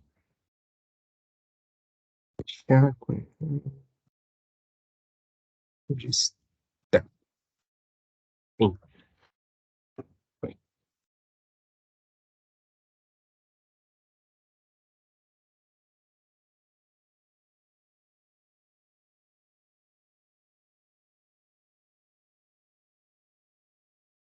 Bom, voto. O auto de infração trata da acusação de falta de pagamento do ICMS em decorrência da emissão e escrituração de operações tributadas com mandioca como se não tributadas fossem, com amparo indevido no artigo 36 do anexo 1 do RICMES 2000, já que não se referem a produtos em estado natural. Os fatos geradores reportam-se ao período de dezembro de 2018 a janeiro de 2020 e março de 20 a março de 21, conforme folhas 15 e 38. Questões preliminares. Em relação à alegação de nulidade por falta de juntado aos autos da aprovação da Comissão de Controle de Qualidade, conforme a portaria ACAT 115 de 2014, não vislumbramos razão à recorrente, vez que o controle de qualidade prévio à lavratura tem cunho meramente administrativo, ou seja, visa tão somente organizar e racionalizar os recursos do fisco, de modo a se atingir o melhor resultado possível na lavratura do auto de infração, restando evidente que o fim que busca é o de eliminar eventuais erros, e não está previsto no rol de itens obrigatórios à lavratura do AIM, nos termos do artigo 34 da Lei 13.457 de 2009. Nesse sentido, inclusive, a Câmara Superior do Egrégio Tribunal de Impostos e Taxas já decidiu acerca da ausência de obrigatoriedade de juntada aos autos de prova de realização prévia do controle de qualidade referente ao julgamento do recurso especial interposto nos autos do processo administrativo decorrente do AIM, número 407.480, dígito 4, julgamento realizado em 11/2/20. A recorrente alega que, em sede de manifestação fiscal, a FR teria acrescentado um novo critério jurídico para sustentar sua acusação, o fato de a mandioca ser comercializada congelada. Como não constou tal elemento nem do relato da acusação e nem do relatório circunstanciado que embasaram o auto de infração inaugural, não se poderia considerá-lo no presente julgamento, sob pena de ofensa ao artigo 146 do CTN. Requer exclusão de tal critério dos fundamentos de decidir sob pena de nulidade por caracterizar matéria extrapetita. Verificamos, contudo, que não cabe razão à recorrente, uma vez que consta do relato das infrações que as mercadorias objeto da autuação são tributadas conforme detalhado no relatório circunstanciado em anexo. E, no relatório circunstanciado das folhas 9, temos a informação de que a mandioca é congelada. Quanto à alegação de que teria ocorrido ampliação do benefício fiscal de 2019 com o acréscimo do parágrafo 4º ao artigo 36 do anexo 1 do RICMES, que teria visado justamente incluir na isenção os alimentos embalados no benefício fiscal e que, desse modo, deveriam ser cancelados os itens 1.2 a 1.27 do AIM, verificamos mais uma vez que não cabe razão à recorrente, vez que o acréscimo do parágrafo citado não inclui o produto congelado alvo da autuação, e tão somente produtos resfriados, como voltaremos a ver mais adiante.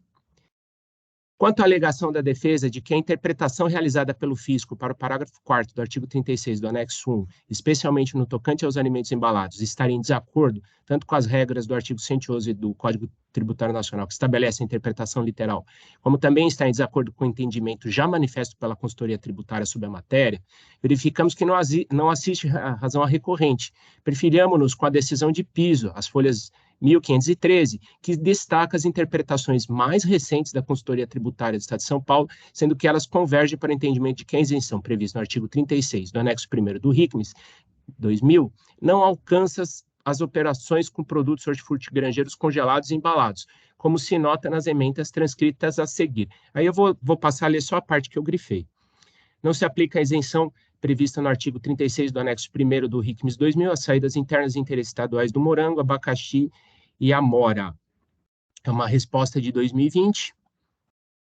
E seguindo, desde que estado natural, embalados em embalagens de transporte e não submetidos a processo de industrialização, atendidos os demais requisitos exigidos pela norma, aplica-se a isenção prevista no dispositivo, grifos nossos. Questão de mérito. A principal controvérsia dos autos repousa sobre o tratamento tributário que deve ser dado às mercadorias comercializadas pela recorrente, mandioca, crua, descascada, cortada, congelada e embalada. A recorrente sustenta que a mandioca estaria em seu estado natural, ao passo que o fisco afirma que os produtos passaram por processo de industrialização e, portanto, não fazem jus à isenção do ICMS prevista no artigo 36 do anexo 1º do RICMES 2000. Na manifestação fiscal juntada aos autos, as folhas 1488 e 1493, o AFR autuante esclarece os motivos pelos quais entende que a mandioca comercializada pelo contribuinte não estaria albergados pela isenção. Assim se manifestou a AFR. Também eu vou ler a parte grifada. Refrisando. O inciso 3º, ele cita o inciso 3º. O inciso 3º do artigo 4º do RICMES 2000 determina que o produto, para ser considerado em estado natural, não poderá haver sido submetido a qualquer dos processos de industrialização referidos no inciso 1º. O caput do artigo 36 do anexo 1 do RICMES 2000 condiciona a aplicação da isenção ao fato do produto estar em estado natural, grifos nossos. Endossando o entendimento da UFR autuante, a ilustre representação fiscal sustenta as folhas 1569, em resumo, que a mercadoria em questão é também congelada, característica que impede a aplicação do benefício fiscal previsto no artigo 36 do anexo 1 do RICMES 00, face à redação do parágrafo 4º acrescentado ao referido artigo em 2019.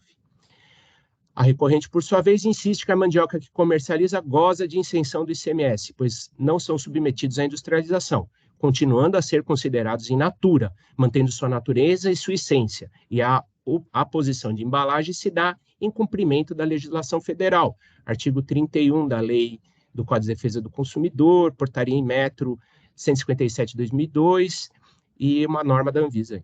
Não podendo ser punida por cumprir a lei, sobretudo porque a norma de isenção não menciona que a inclusão de informações na embalagem retira o direito à isenção. A controvérsia a ser dirimida, no caso presente, exige análise dos limites em que, deferida a isenção prevista no artigo 36, inciso 1º do RICMES, a real interpretação do que deve ser definido como alimento em estado primário, estado natural ou in natura, artigo 4º do RICMES 2000, e se a colocação do tipo de embalagem que é utilizada pelo contribuinte em seus produtos afasta a isenção, ou apenas decorre de exigência da legislação federal. Iniciando pela questão do que deve ser entendido como alimento em estado natural, para fins de isenção que o contribuinte entende ser aplicável aos produtos que comercializa, torna-se necessário verificar a literalidade da regra do artigo 36, anexo 1 do RICMES 2000, vigente à época dos fatos, que segue transcrita.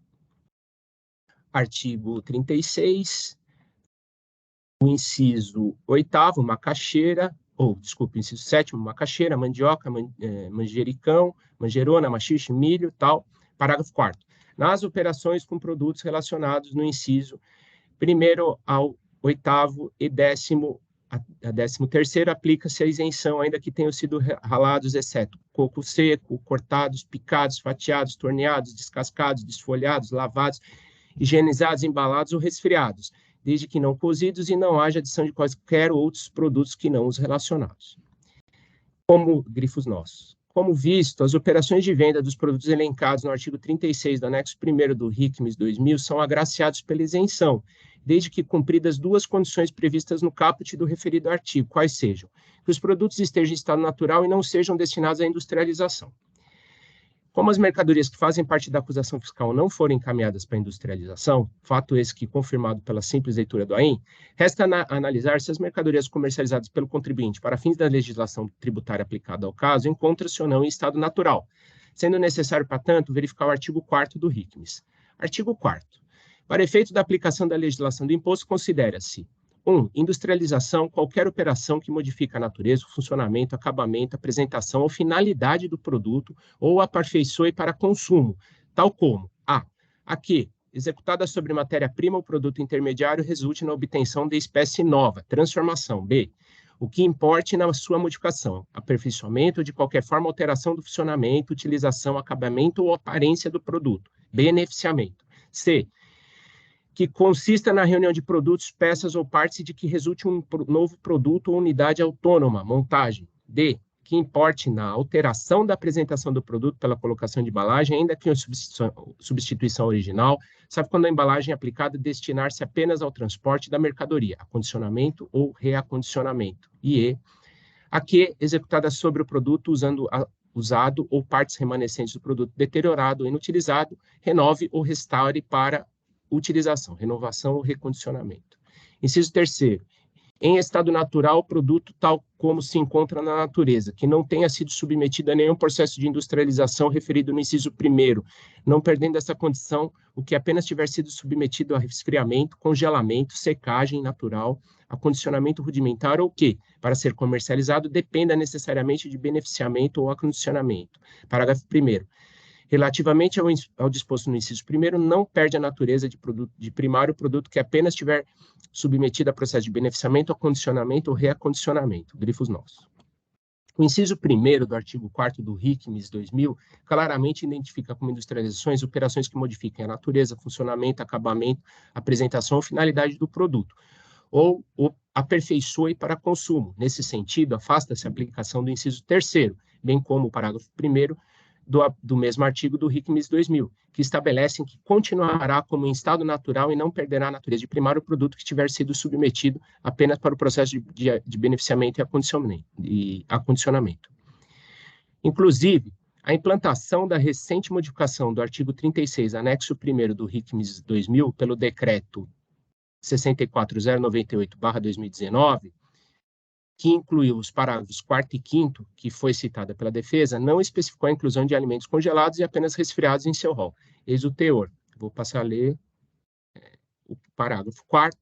Nas operações com os produtos relacionados no inciso 1 a 8º e 10º a 12º, aplica-se a isenção, ainda que tenham sido ralados, cortados, picados, fatiados, torneados, descascados, desfolhados, lavados, higienizados, embalados ou resfriados, desde que não cozidos e não haja adição de quaisquer outros produtos que não os relacionados, mesmo que simplesmente para conservação, observado o disposto no parágrafo 5º. Tratando-se de produtos resfriados, o benefício somente se aplica nas operações internas.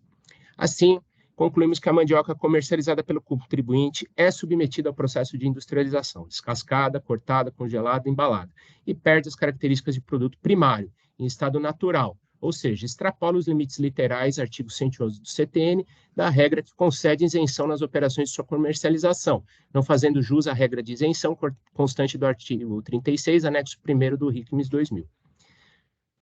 Por fim, quanto à embalagem, a acusação se utiliza da decisão normativa CAT 16 de 2009, que estabelece expressamente que o acondicionamento em embalagem de apresentação consiste em industrialização.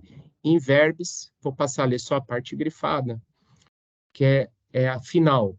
Assim sendo, conclui-se que, no conceito de produto em estado natural, constante no inciso 3º do artigo 4º do RICMS 2000, definitivamente não se enquadram os produtos congelados comercializados pelo contribuinte interessado, de modo que a isenção prevista no artigo 36 do anexo 1 do referido regulamento não se aplica às operações com esses produtos, pois tanto os produtos hortifrutigranjeiros submetidos ao branqueamento, como aqueles cortados, descascados ou cuja embalagem não seja estritamente necessária à comercialização, embalagem de apresentação, caracterizar-se-iam como produtos resultantes de industrialização, seja por beneficiamento ou por acondicionamento, grifos nossos.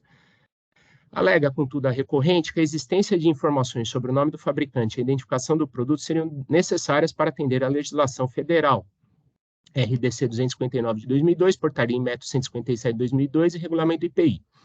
Nesse sentido, apesar de reconhecer os argumentos da recorrente no sentido de que há inúmeras regras para os contribuintes que atuam no ramo de comercialização de produtos vegetais em estado natural, que devem fazer constar dos rótulos ou embalagens de seus produtos regras que, se descumpridas, acarretam na aplicação dos mais diversos tipos de punição. Todavia, verificamos que vasta regulamentação fazendária, a título de exemplo, a RC 25973/2022, publicada na ata de ontem, configura o processo de embalagem como industrialização, muito embora esse elemento isolado não seja o preponderante, ao nosso sentir, para a caracterização da industrialização, no caso em textilha.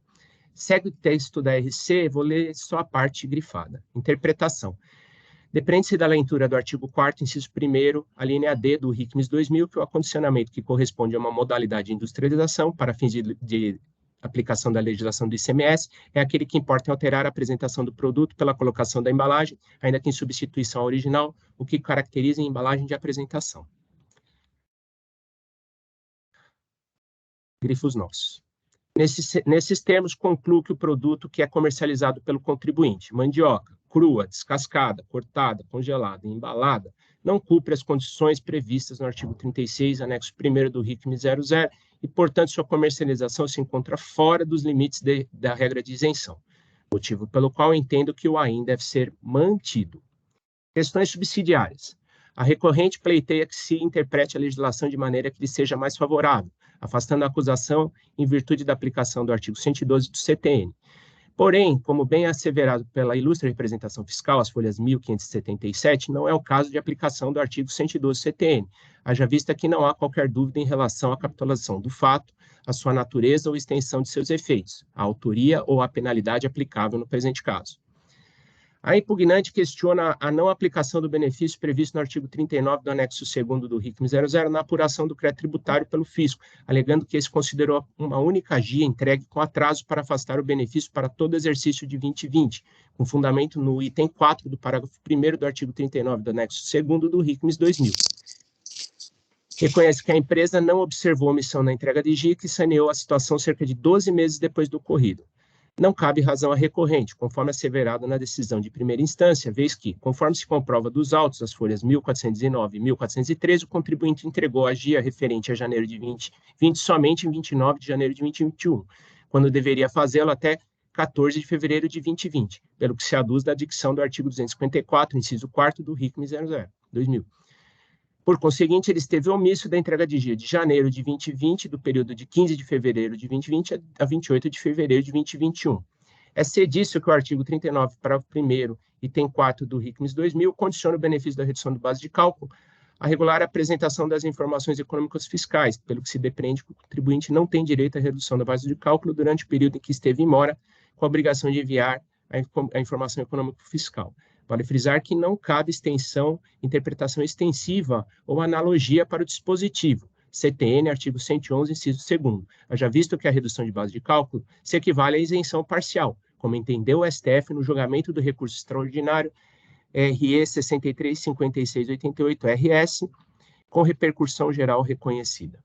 No que se refere ao pedido de relevação ou redução da multa, não há que ser acolhido na medida em que existe vedação impressa no caput do artigo 92 da Lei 6.374 de 89, haja vista que nesse auto de infração exige a cobrança do imposto. Quanto à alegação de que os juros cobrados seriam ilegais, tal discussão é resolvida pela súmula 10 de 2017, sendo certo que a última revisão dessa súmula, ocorrida em 9/6/22, que limita a aplicação dos juros aos patamares da taxa Selic, não se aplica ao presente caso, eis que a partir de 1º de novembro de 2017, a Fazenda do Estado já aplica ao débito tributário a taxa Selic fixada pela Lei Paulista 16.497 de 2017. Quanto à alegação de que a atualização da base de cálculo da multa seria ilegal, tem-se que o Tribunal de Impostos e Taxas, TIT, definiu ser legítima a atualização do valor básico da multa, conforme a súmula 13 de 2018.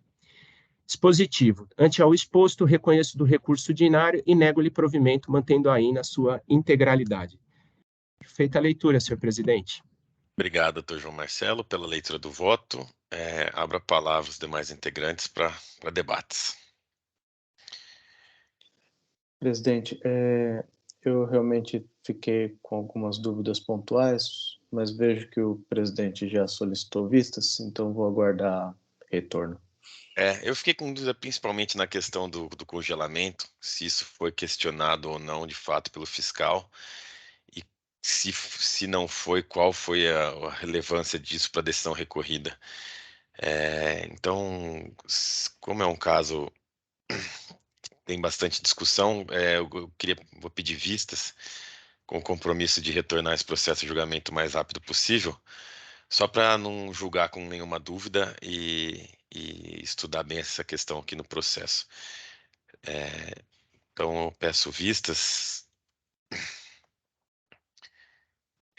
mas de qualquer forma parabenizo o Dr. João Marcelo pelo voto, abordou todas as questões, eu só fiquei com dúvida realmente se essa questão do congelamento foi questionado de fato pelo fiscal. Eu vi que ele menciona no relatório circunstanciado, mas essa menção não sei se foi como um questionamento mesmo, e então eu gostaria de estudar isso com mais calma.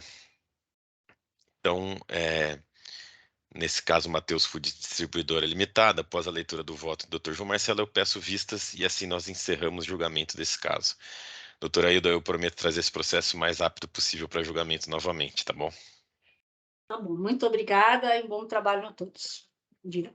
Obrigado. E com isso nós encerramos a pauta de hoje, razão pela qual eu encerro a sessão no EPAT para que seja gerada a ata.